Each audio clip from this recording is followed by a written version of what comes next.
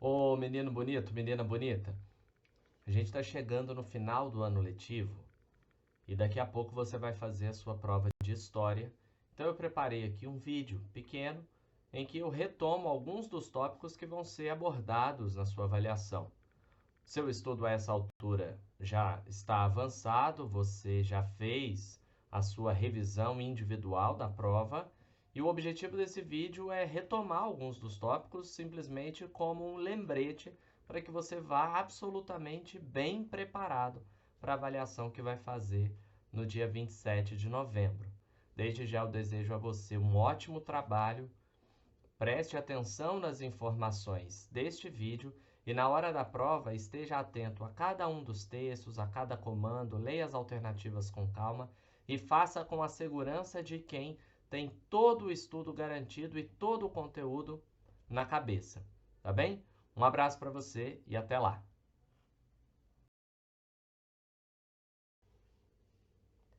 Estudante do nono ano, nossa avaliação versará sobre o século XX, tanto no Brasil quanto no cenário mundial. Nós teremos então dois capítulos, o capítulo B6, que trata do Brasil após 1964, especificamente a temática da ditadura civil-militar, e também os movimentos sociais e culturais do século XX no mundo, que é o nosso capítulo A8. Então me acompanhe nessa revisão, tenha em mãos os seus esquemas de acompanhamento de aula, que já estão com as suas anotações pessoais, e esse vídeo de revisão servirá para que você relembre as informações que já foram tratadas ao longo das nossas aulas.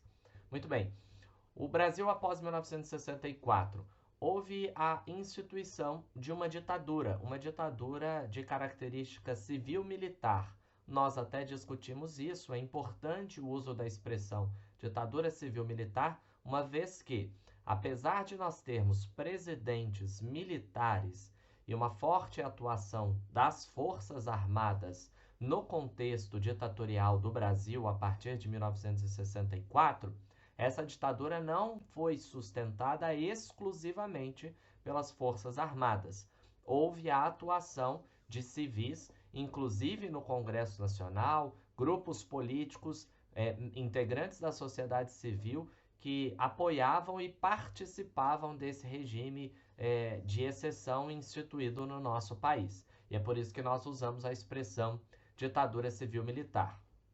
Falamos de um contexto já discutido por nós, é o contexto da Guerra Fria, de oposição, de bipolaridade entre modelo capitalista e modelo inspirado no comunismo, né? Representado neste caso pela União Soviética, enquanto o bloco era encabeçado pelos Estados Unidos da América. Na América do Sul, na América Latina, nós tínhamos também o contexto das ditaduras, a Operação Condor, que foi revelada também nesse contexto, que demonstra o apoio mútuo entre os países para a implementação desses regimes ditatoriais. Muito bem. O golpe dado em 1964, com tropas que marcharam da nossa cidade de Juiz de Fora, instituiu então um modelo político, a ditadura civil-militar, e ele tinha um objetivo primeiro e especial, o de evitar o comunismo no Brasil. Nesse contexto de bipolaridade mundial, evitar o comunismo foi a justificativa da implementação da ditadura. Na sequência, então, tem o início o regime. Cada vez mais nós temos o poder concentrado na mão dos governantes, que são presidentes militares, mas em princípio, no primeiro momento, a ideia não seria de fazer a permanência dos militares no poder, mas tão somente de evitar, o objetivo declarado era o de evitar a implementação do comunismo no Brasil. Nós dividimos a história da ditadura civil-militar brasileira em três fases, fundamentalmente aqui com fins didáticos que nos ajudam a compreender os movimentos percorridos por esse regime político. Entre 1964 e 1968, nós temos a organização do regime, suas primeiras bases, então é a fase da institucionalização. A segunda fase, que vai de 1968 até 1974, é conhecida pela maior fase de repressão, de caça aos inimigos do regime, em que ocorrem os casos de tortura, de perseguição, de cassação de mandatos e etc., supressão de direitos políticos. O AI-5, o Ato Institucional número 5, eu vou comentar um pouco mais à frente, ele é uma marca desse período, a partir de 68, né? E essa fase, então, de 68 a 74, são os anos de chumbo. Muito bem, e por fim, em 1974, tem início o processo de abertura, uma preparação para o fim da ditadura. Como vimos, não é um processo rápido, é um processo lento, para usar adequadamente a expressão lento, gradual e seguro, e esse processo é chamado de essa fase é chamada de fase de abertura. O regime ditatorial brasileiro funcionou sobretudo a partir da declaração dos atos institucionais, os decretos de força constitucional, que promoviam alterações na estrutura social e política do nosso país e que levaram, em alguns casos, à cassação de mandatos, supressão de direitos e etc. Né? Nós vimos alguns deles foram listados, o destaque certamente é o AI-5. E aí nós tratamos do governo Castelo Branco. Ao longo do governo Castelo Branco nós tivemos ainda o início da ditadura, uma previsão de uma ditadura passageira, mas que foi se consolidando aos poucos, a extinção dos partidos políticos a partir do AI-2 de 65, a instituição do bipartidarismo, a ampliação do controle militar sobre executivo, legislativo, alteração de processo eleitoral, convocação do Congresso para votação de uma nova Constituição, a Constituição de 46, que tinha um caráter liberal e democrático, ainda estava vigente, os atos institucionais davam os poderes excepcionais ao governo, e aí, a partir de 1966, o Congresso convocado vota e nós temos uma nova Constituição de 67, que consolida as características autoritárias desse regime. Na sequência, assume o governo Costa e Silva, um militar integrante do grupo da linha dura. É uma fase de maior repressão dos inimigos do regime. Há resistência e oposição, como nós vimos, alguns dos grupos constituídos, tanto de guerrilha quanto grupos políticos, quanto do ponto de vista artístico e cultural, há resistência, há oposição a permanência do modelo ditatorial no Brasil, e a repressão também se amplia.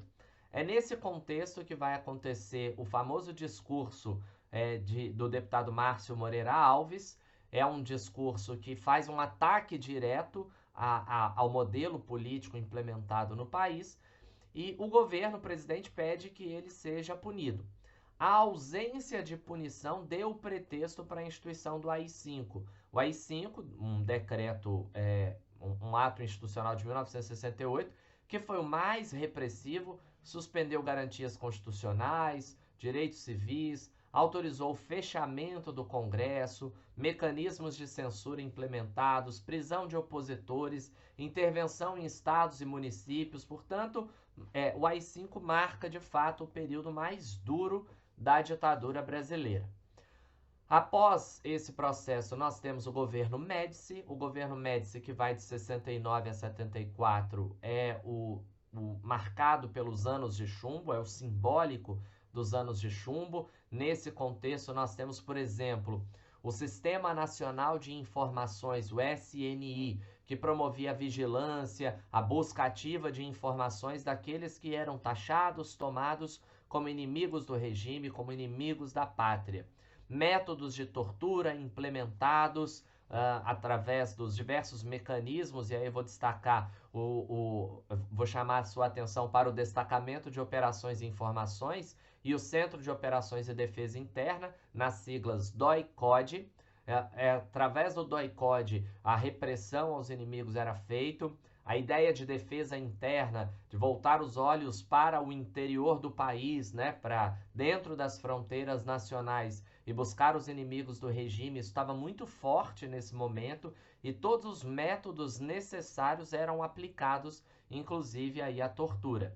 Censura prévia implementada, nós falamos de casos de jornais, de rádios e etc. Manifestações culturais também sendo censuradas previamente, várias mortes, desaparecimentos, exílios e autoexílios acontecendo nesse momento e o governo promovendo uma propaganda ufanista, isto é, de uma valorização grandiosa da pátria, através dos slogans, através até do futebol. A seleção brasileira, campeã em 1970, foi utilizada como um marco, como um símbolo de um país que vai para frente, que é vitorioso, isso tudo para simbolizar ali a eficiência do governo, mas também slogans como aquele Brasil ame-o ou deixe-o, né? Uma defesa da pátria. Ou você está com o Brasil, com o seu governo, com o regime que está vigente, ou você é inimigo do governo e deve se afastar do país. Brasil ame-o ou deixe-o. É nesse contexto também que o Brasil vive o milagre econômico brasileiro. Esse milagre econômico tem interferência do cenário econômico internacional, não é exclusivamente um fenômeno nacional, não é? Nós temos um grande crescimento econômico, queda da inflação, entrada de grande quantidade de capital estrangeiro, inclusive com aportes financeiros, empréstimos, bancos internacionais, estadunidenses, auxiliam, apoiam as grandes obras, as obras chamadas faraônicas que foram feitas no Brasil nesse contexto. Claro que isso gera um endividamento do país, mas de toda maneira a aplicação desses recursos promove. Durante esse período, o milagre econômico vai de 68 a 73, quando nós temos o início da crise internacional. Então, nesse momento, há de fato um grande crescimento, os índices são favoráveis na economia nacional. O setor automobilístico, comércio, tudo isso em alta nesse contexto. No entanto, esse desenvolvimento ele é desigual. Nós temos aí uma ampliação do crescimento da economia nacional, mas não há distribuição de renda, não há a mesma condição de desenvolvimento para todos os segmentos da sociedade. Há até a famosa frase do ministro Delfim Neto, recentemente falecido, que disse que era preciso fazer o bolo crescer para depois dividi-lo. Isso demonstra a concentração. Enquanto o bolo está crescendo, isto é, enquanto a economia está se desenvolvendo, aqueles que de fato estão sendo privilegiados estão já auferindo, ganhando vantagens com esse crescimento. Mas na visão do governo, só depois seria possível dividir esse bolo, dividir a riqueza desenvolvida. Essa divisão de fato não foi alcançada. Esse milagre econômico brasileiro do período da ditadura não gerou uma melhor qualidade na distribuição de renda, uma melhor qualidade de vida dos diversos grupos sociais do nosso país. Em 1973, então, tem início uma crise econômica internacional que vai desacelerar o crescimento e isso, claro, afeta as condições de sobrevivência, tanto da economia brasileira quanto do próprio modelo ditatorial, que estava, para usar uma metáfora, surfando na onda desse desenvolvimento econômico. Então, o governo Geisel, o Geisel assume em 1974 e vai governar até 79, ele é já de uma ala mais moderada, já vai colher tanto os frutos do milagre econômico quanto as consequências da crise econômica que tem início em 73.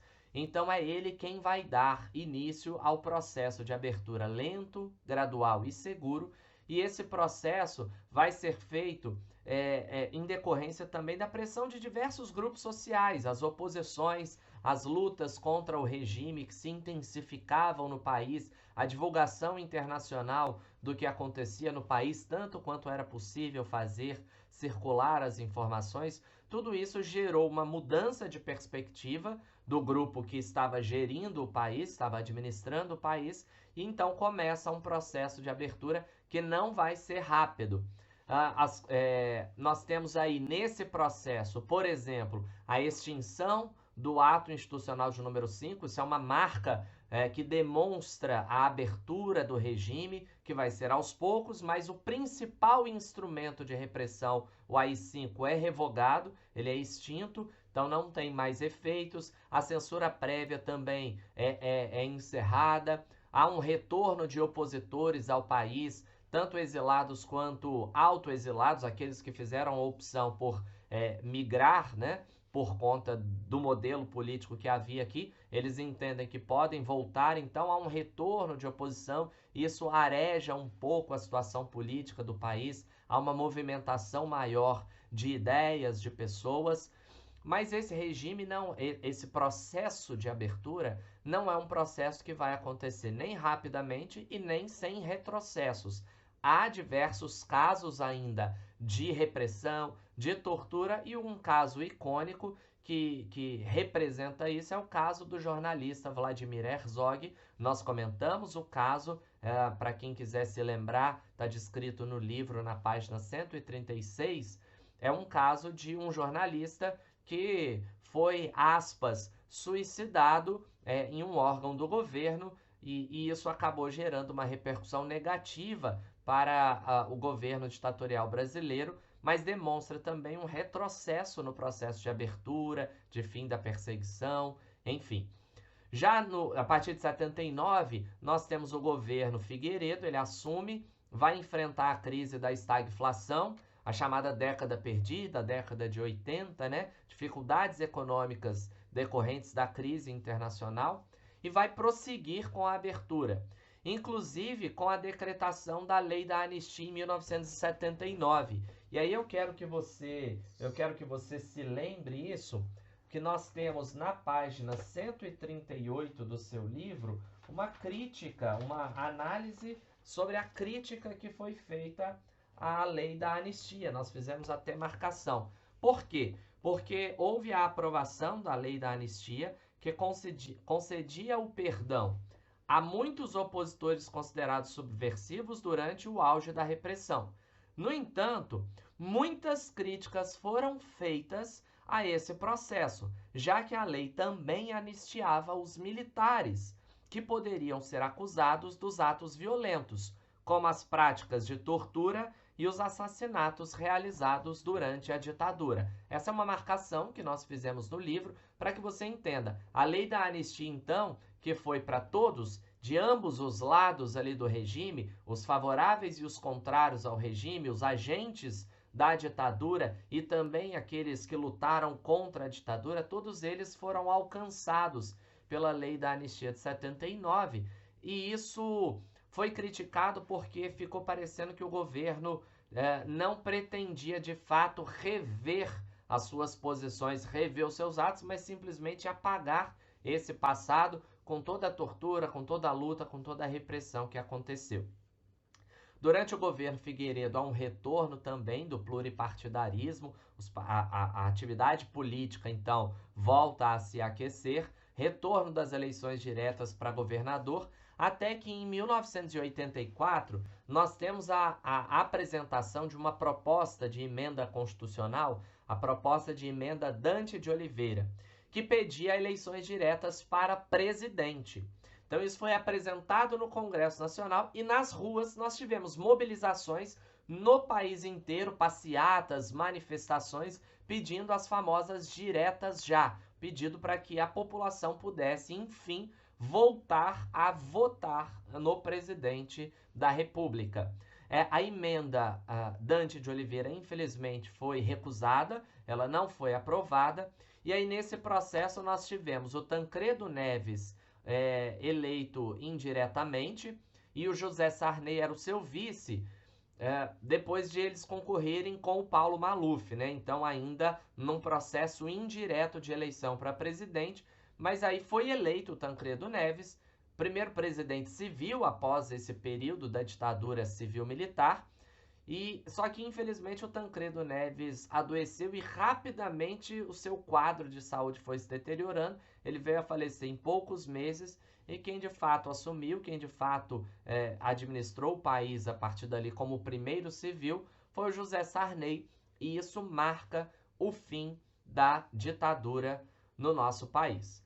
Muito bem, prosseguindo, e aí falando agora do nosso capítulo A8, e aí nós temos diversas temáticas tratadas nesse capítulo. Temos a independência afroasiática, temos a luta dos negros espalhados pelo mundo, nós destacamos os Estados Unidos e a África do Sul, né? E temos o processo cultural ali, a revolução cultural, o movimento da contracultura. Tudo isso aparece nesse nosso capítulo A8. Então, independência afroasiática. A gente fala de um contexto de enfraquecimento das potências europeias após as guerras mundiais, crise de 29, que também afetam esses países, e essa fragilidade das potências que dominavam territórios a partir do processo de imperialismo ou neocolonialismo do século XIX, esse enfraquecimento é um momento oportuno para que se discuta as independências, a libertação dessas regiões, sobretudo a África, também a Ásia. Esses países, então, vão fazer movimentos de independência e de separação. Há um destaque, nesse caso, a contradição, porque nós tivemos os países lutando contra um modelo autoritário, que era o nazifascismo na Europa, então lutando pela liberdade, pelos direitos, e ao mesmo tempo dominando outras regiões do mundo, do globo terrestre, né? A África e a Ásia ainda submetidos a esse modelo neocolonialista, enquanto os países europeus estavam lutando por liberdade. Essa contradição, então, revela uma janela de oportunidade para a luta pela liberdade também desses países africanos e asiáticos. Em 1955, nós temos a organização da Conferência de Bandung, que reúne, né, lideranças africanas e asiáticas em busca pela cooperação e na tentativa de, nos processos de independência, garantir que os países independentes não se alinhassem na luta bipolar que constituía a Guerra Fria, que não se vinculassem nem ao bloco comunista, nem ao bloco socialista. Mas apesar disso, como nós sabemos, a fragilidade dos países recém-independentes, quando esses processos acontecem, levam aos diversos alinhamentos, inclusive com apoio dos Estados Unidos, da União das Repúblicas Socialistas Soviéticas, aos movimentos de libertação. Então, esses países acabam entrando no jogo político da Guerra Fria, nas zonas de influência, na atuação de bastidores e, às vezes, declaradamente, com apoio militar e financeiro, nas independências dos países, para que esses países se alinhassem, quer ao bloco comunista, quer ao bloco socialista. E aí tratamos de casos específicos, a independência da Índia, que já vinha de uma dominação britânica. Nós até fizemos um retrospecto dos interesses que existiam sobre a Índia desde o período das grandes navegações. A região tinha produtos que eram do interesse da Europa, mas no século XIX a Inglaterra acentuou a sua dominação sobre a região, e aí, na luta pela libertação, a figura de destaque é a figura de Mahatma Gandhi. Mahatma Gandhi, a partir do princípio Satyagraha, o princípio da resistência pacífica, sobre o qual nós conversamos, ele vai fazer manifestações, greve de fome, vai instituir como modelo a desobediência civil, boicotes, impostos. Acontece, lembre-se dessa história da Marcha do Sal em 1930, né? A Marcha do Sal é simbólica, mas mobiliza a população contrariamente à dominação britânica. A independência da Índia só vai acontecer em 1947, são criados ali 2 países no território, quando a Inglaterra se retira no pós-Segunda Guerra Mundial. Há uma tensão, descontentamento. Nesse contexto, até o Mahatma Gandhi foi assassinado por um radical hindu, nessa divisão religiosa que havia na região. E esse cenário, então, é significativo de uma luta por independência, mas o destaque, a peculiaridade do caso da Índia é, de fato, o cenário de luta pacífica, com a figura de Gandhi aí sendo o ícone dessa luta, com o princípio Satyagraha, a Marcha do Sal, a resistência pacífica, a desobediência civil e etc. Com relação ao cenário africano, nós falamos do pan-africanismo, lembrando que, quando houve a dominação neocolonial ou imperialista da África, os países europeus desconsideraram os interesses, as diferenças culturais e étnicas e políticas que existiam na África. Então, somente os interesses europeus prevaleceram. E foi nesse sentido que houve o surgimento de um pensamento pan-africanista que pretendia, então, valorizar as diferenças africanas, mas unir a África na luta contra o imperialismo e pela libertação africana. Nesse contexto, na década de 60, em 1963, é formada a Organização da Unidade Africana, que quer erradicar o imperialismo, né, acabar com essa dominação e promover a cooperação entre os países dessa comunidade africana, dentro dessa organização. Mas essa organização, infelizmente, não teve êxito nas suas atuações porque ela tinha algumas limitações. E aí eu destaco aqui a ausência de poder decisório sobre os diversos países e também a ausência de poder militar, forças armadas. No cenário de independência dos diversos países africanos, nós falamos, persistem problemas econômicos, sociais, que são heranças do processo de colonização, da forte exploração que o continente africano sofreu ao longo de muitos anos, de séculos, por conta dos interesses de países de outras regiões que tinham outros modelos sociais, econômicos, políticos, culturais e etc. Aí depois nós temos, né, mais recentemente, formação de blocos políticos e econômicos na África na tentativa de fortalecer as condições daqueles países.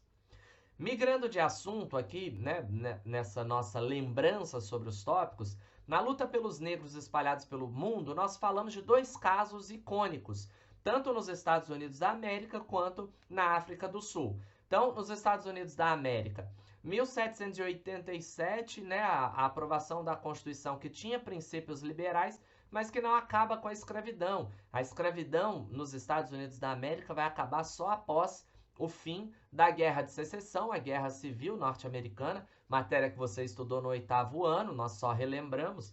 Então, em 1865, a escravidão acaba, mas não há extensão dos direitos civis às pessoas negras nos Estados Unidos da América. Há uma segregação racial, na verdade, institucionalizada, cada vez mais acentuada, com especial destaque para os estados do sul daquele país, né, onde a tradição escravista era mais forte, então o preconceito, a discriminação, a segregação são muito acentuadas. É ali que nós temos aqueles casos icônicos vistos nas imagens de banheiros, bebedouros, assentos para pessoas brancas e para pessoas negras. Há de fato uma segregação institucionalizada, com regras que determinam o que pode um grupo, o que pode o outro grupo. Isso parte de uma ideia que infelizmente vigorava naquela sociedade de que as pessoas de pele negra eram pessoas inferiores e por isso recebiam um tratamento desigual, discriminatório e segregacionista. Muita violência também acontecia, e aí nós relembramos o grupo Ku Klux Klan, né, a KKK, que era um grupo que perseguia, linchava, queimava casas de pessoas negras, enfim.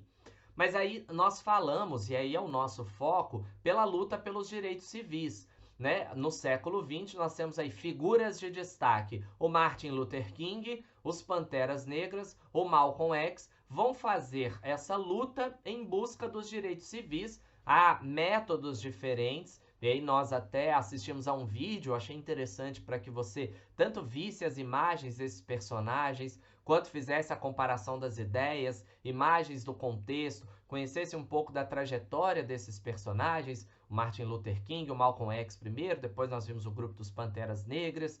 Então, tudo isso é mobilização da sociedade civil norte-americana em busca de direitos civis para as pessoas negras, que só vão lograr êxito na década de 1960, né? Só teremos a aprovação da Lei dos Direitos Civis em 1964, que essa lei proíbe a discriminação racial e estende os direitos civis aos negros. Isso tem repercussão, claro, mundial, tem impacto cultural, nós vimos ali a cultura afro-americana ganhando destaque, no vídeo falou, nós também falamos a partir de leitura do livro. Então, tudo isso é uma mudança de cenário de uma luta que já vinha de mais de século contra a discriminação, a segregação e etc. Na África do Sul, caso semelhante, um contexto histórico, a dominação inglesa que fez ali, causou um impacto muito grande na estrutura social da África do Sul. Aí o nosso destaque é o Partido Congresso Nacional Africano e a figura do Nelson Mandela. O Nelson Mandela, que participou da luta pelos direitos dos negros, acabou sendo preso, acusado de organizar guerrilha armada, foi condenado inicialmente à prisão perpétua, e a sua luta era contra o apartheid, o sistema institucionalizado de segregação que havia na África do Sul, né? Ele tem um nome, é o apartheid. Mesmo preso, o Nelson Mandela continuou sendo um símbolo da luta contra o apartheid.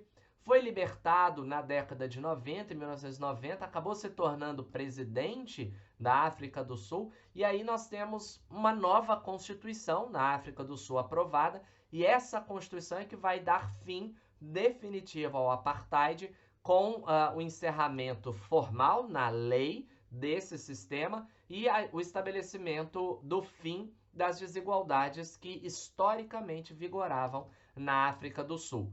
Claro que a situação socioeconômica permanece ainda com dificuldades, há diferenças, sobretudo econômicas, entre os grupos, mas o modelo do apartheid foi encerrado a partir da nova Constituição.